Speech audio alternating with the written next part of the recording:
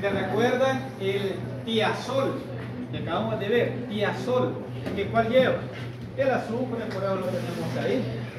Por eso la palabra tiazol, tiazol, indicando de que tiene azufre. En el otro caso, si tiene nitrógeno, asa, por eso recuerdan que dijimos asa ciclobutano, asa ciclopentano, asa ciclohexano. Entonces quiere decir que de acuerdo al heteroátomo que tenga, así va a ser el prefijo que le vamos a colocar. ¿Vean? Ahí tenemos ya oxígeno, óxido. Bueno, de hecho los heterocíclicos, ¿se recuerdan que decíamos oxidano? Oxidano, pero también hablábamos de oxa, oxo. O sea, siempre dijimos, no nos vamos saliendo de lo que estamos diciendo. Si tiene fósforo es fósforo, si tiene boro es bora, silicio es sila. Por ejemplo, hablamos del ortosilano, hablamos de silano, ahí la palabra, y arsénico, tejado. O sea, de acuerdo al heteroátomo que esté unido al ciclo, así se le va a poner el prefijo que ahí indica. Ahora, ¿cómo se nombra? Ahí está también un cuadro que te voy a utilizar. Vean cómo se nombra: sustituyente, prefijo de los que están ahí, la raíz, el nombre y luego el sufijo. Es decir, que si yo estoy diciendo, imagínense que hablamos nosotros del metil, que asa ciclobutano, y entonces estamos hablando nosotros del sustituyente, metil, después asa, porque lleva nitrógeno, y ahí la raíz, ciclo, que es un alcano, ciclobutano, y el sufijo, pues la terminación. O sea que al final estamos siguiendo el mismo orden que hemos venido manejando acá. Eso quiere decir que es lo que ustedes tienen que aprenderse en los compuestos heterocíclicos. El grupo que está unido al ciclo. Es decir, si tiene nitrógeno, ¿qué se le van a poner? Si tiene azufre, ¿qué se le van a poner? Eso es lo que ustedes deben de aprenderse en este caso. Por ejemplo, aquí tenemos esto. Vean, ahí tenemos ese ejemplo. Vean, nos dice oxatiolano. ¿Ven? ¿Por qué? Porque tenemos, vean, oxo. ¿Por qué oxa? Porque lleva oxígeno. ¿Por qué tío? Porque lleva azúcar. ¿Sí? Y en el otro caso, oxa porque lleva oxígeno. Y ahí tenemos solidina, el prefijo, azo. Y luego tenemos allá tiazolidina, ¿ven? Lleva azufre, lleva nitrógeno, por eso la terminación es ahí. En otras palabras, yo puedo tener en el ciclo, puedo tener diferentes heteroátomos, diferentes. Así que en esa situación, pues lo que les digo es que deben ustedes de manejar lo que son las diferentes heteroátomos, el nombre de los diferentes heteroátomos que tienen los compuestos heterocíclicos. Dentro de los compuestos heterocíclicos vamos a tener nosotros, agrego algo más. El segundo párrafo nos dice: cuando el compuesto tiene más de 2 o más heteroátomos, al nombrarlo se sigue la prioridad a continuación. Ya no es orden alfabético, sino que es prioridad. O sea que si tiene oxígeno, si tiene azufre, tiene nitrógeno, entonces ese va a ser el orden. La prioridad que se sigue es eso. El oxígeno es primero, el azufre después, el nitrógeno. Eso es lo que nos dice. O sea que el orden iría, por eso que vean, oxa siempre, y allá también tenemos de azufre. O sea, lleva azufre primero, después nitrógeno.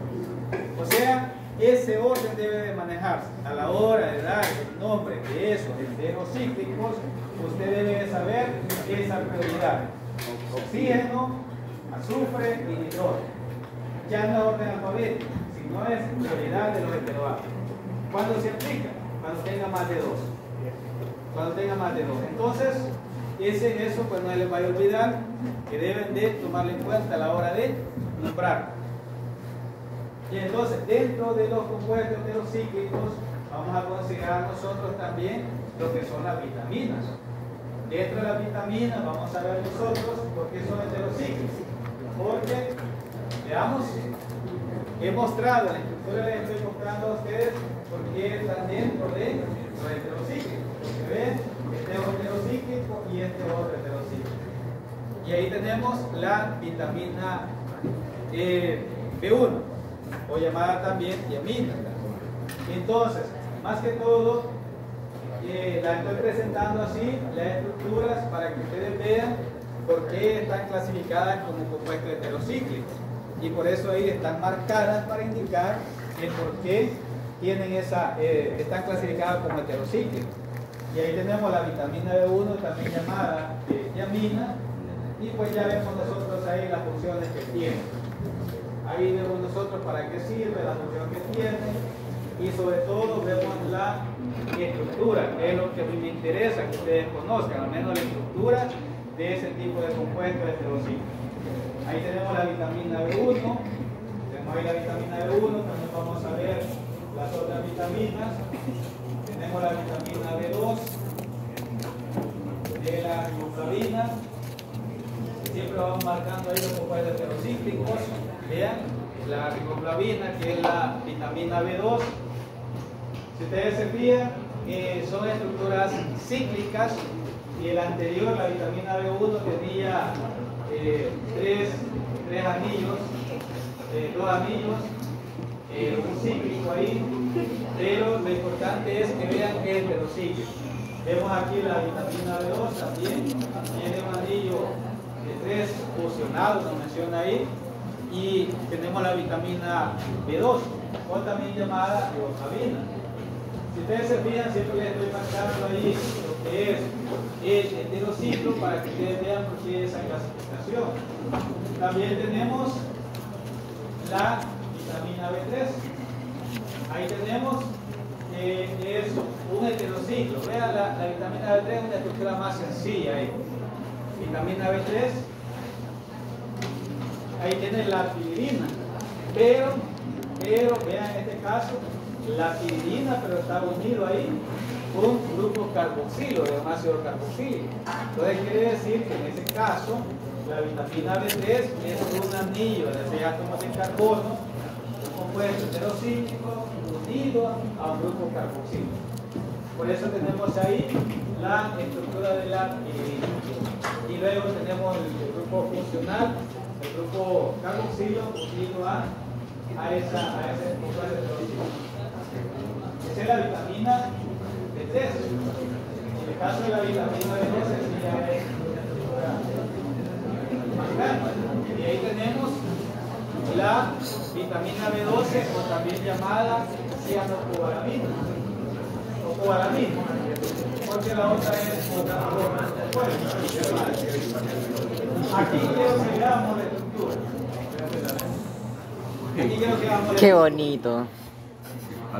He marcado, o se ha marcado Mija, alcanza a ver el la video. vitamina B12 para mostrarle a ustedes los heterociclos. De hecho, hay varios heterociclos fusionados ahí.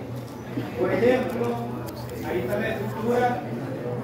De hecho, ahí tenemos nosotros el nombre químico de la vitamina B12. Ahí nos tiene que es 3,4 dihidrohierol, y luego va la pirulina, y benzimidazol, o sea, una estructura bastante amplia. Y Tampoco veamos sí. acá, ¿Qué fue lo que me dijo? ustedes el ciclo, vean los ciclos, aquí lo estoy mostrando, estructuras. Te amamos, Víctor. Por eso es que la vitamina B12 está clasificada como un compuesto heterocíclico, porque tiene varios heterocíclicos.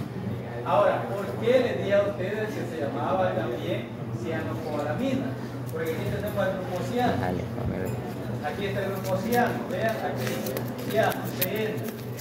Y se llama así por la estructura. Pero veamos acá los anillos de la estructura que tenemos aquí. Por eso es que se clasifica como un compuesto heterocíclico. Ahora bien, no estoy mencionando, si se fijan, no estoy mencionando funciones, no estoy mencionando otro tipo de situaciones, porque es una información que la conocemos nosotros. Entonces, quiere decir que en ese caso, pues, vamos a considerar solamente la estructura. ¿Y qué más podemos decir? Bueno, de hecho, hay otro tipo ¿De qué me hablan ustedes? Que también se consideran como compuestos heterocíclicos. No pensé que le iba a dar ya. Pero que no están, no la he escrito acá, porque algunas son de lectura un poco más amplias, y en ese sentido, pues, eso es la idea de que ustedes colocan las estructuras y algunos nombres que nosotros conocemos, pero que no sabemos la estructura. Después de esto, pues ya vemos lo que son alcaloides. Y dentro de estos alcaloides, pues solo les voy a mencionar a ustedes los alcaloides, que son prácticamente compuestos que tienen estructuras cíclicas, pero la función de ellos es, en este caso, como ahí lo menciona, compuestos que contienen y que modifican prácticamente, como lo menciona ahí en el enunciado, en alguna información nos dice que modifican un poco la conducta, algo así menciona. Entonces, dentro de eso, y vean, quiero también mencionarles que yo he hablado de vitaminas antes, que está como compuesto heterocíclico. Sin embargo, las vitaminas están dentro de los alcaloides también, que si nosotros revisamos un poco la información, pues vamos a decir que las vitaminas vienen a ser drogas también, solo que son drogas o alcaloides legales. Estamos hablando, por ejemplo, de la nicotina. La nicotina es un alcaloide también, pero de forma legal. Entonces, esa es la situación.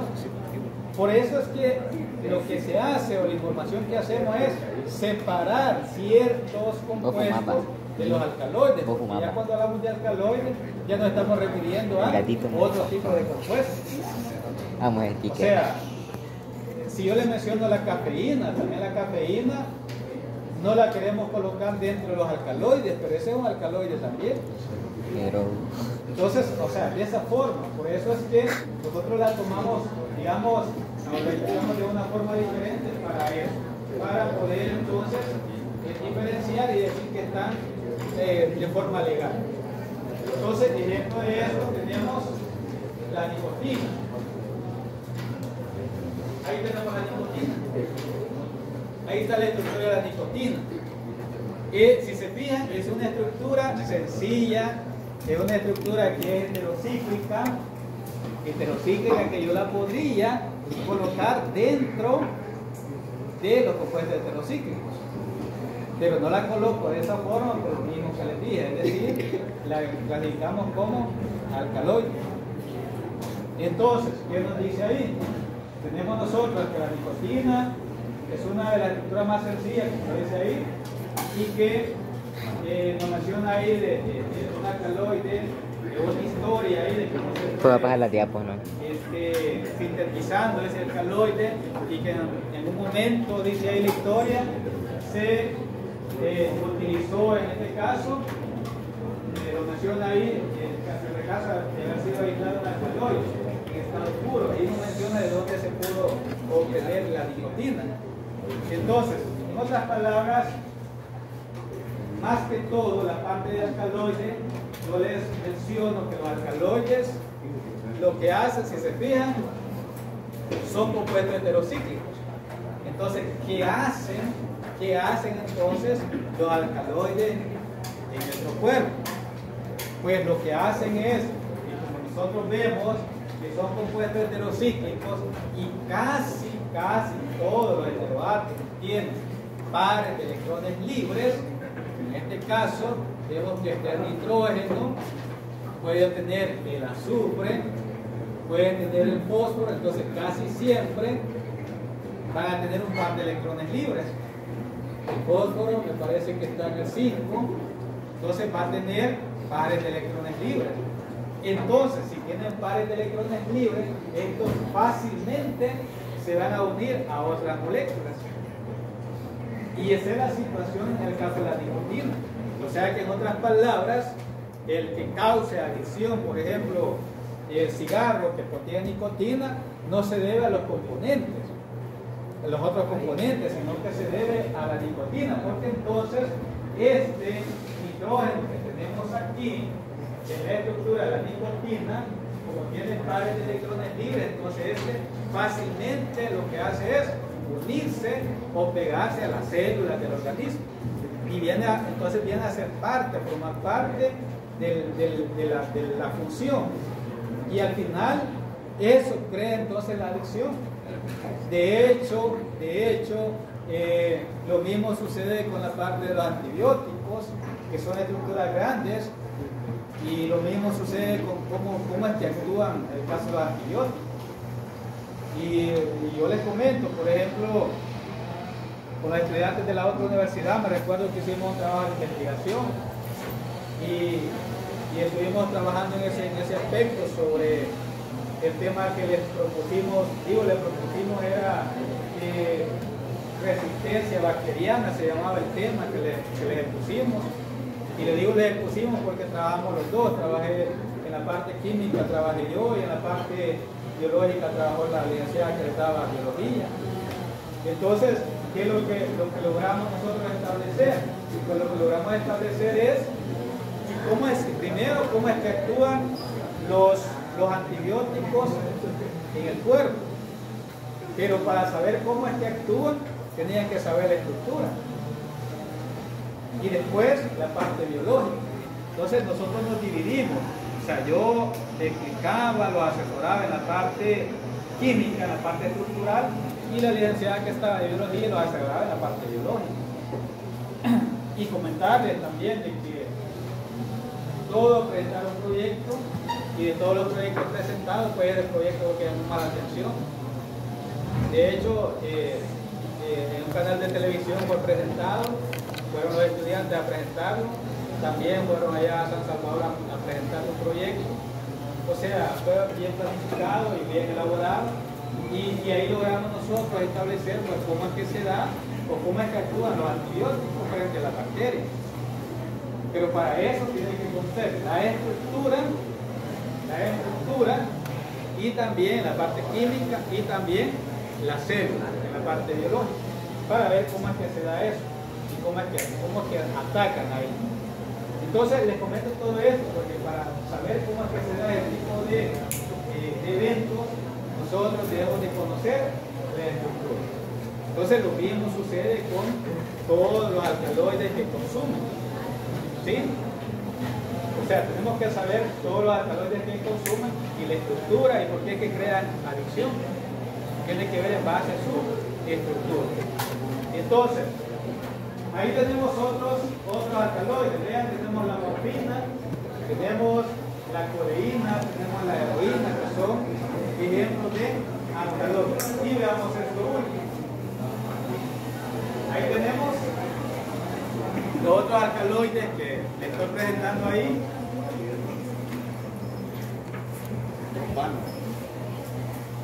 Bien. Ahí tenemos la atropina, tenemos la escopolamina y la cocaína. Si ustedes se fijan, la atropina que menciona ahí es un alcaloide, pero también es muy mencionado en la parte de medicina. ¿Sí? Entonces, ahí nos menciona, vean la función que tiene. La atropina nos dice que es, ¿aquí? La atropina dice que se crean como gotas para los ojos con el fin de dilatar las pupilas. Ahí lo menciona la atropina. Y de ahí pues tenemos nosotros la otra que se llama escopolamina, también se emplea como sedante preoperatorio. O sea, la función que tiene. aquí también tenemos ahí, en el caso de la cocaína, tiene un estimulante y analgésico también. O sea, al final, pues lo que queremos nosotros es que cada producto tiene su función en cada una de las actividades, cada una de las funciones que están establecidas. Lo que pasa es que se hace mal uso de las cosas. Así es que esa es la situación. Bien, entonces vean, esto es prácticamente lo que no he colocado todo lo que tiene que ser en cuanto a esto, porque comentarles de que para hablar de esteroides, hablar de heterocíclico, hablar de alcaloides, prácticamente son cursos aparte, son separados ahí, y para eso tendría que hablarles un montón de cosas, cómo se da la interacción entre la célula, por qué crea adicción, la estructura, cómo es que se atacan a la célula, cómo es que vienen a formar parte de la célula también, toda la situación. Aquí prácticamente es un resumen de todo lo que es este tipo de compuestos, pero lo hago así, más que todo basado en que ustedes conozcan la estructura química de los compuestos que van a escuchar ustedes más adelante. Más por eso pues está planteado el programa.